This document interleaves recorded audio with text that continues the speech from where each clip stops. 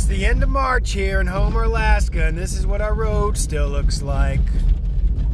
What do you think about that, Coltrane?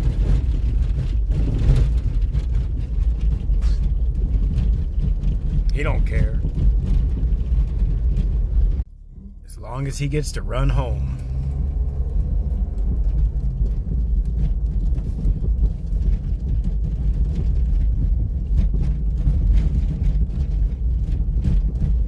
Alaska dogs have it so lucky.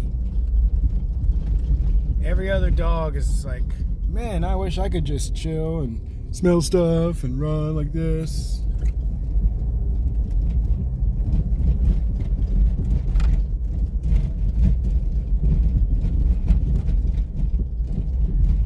I'll probably bark at the neighbor dog here, ruff, do a little peeing.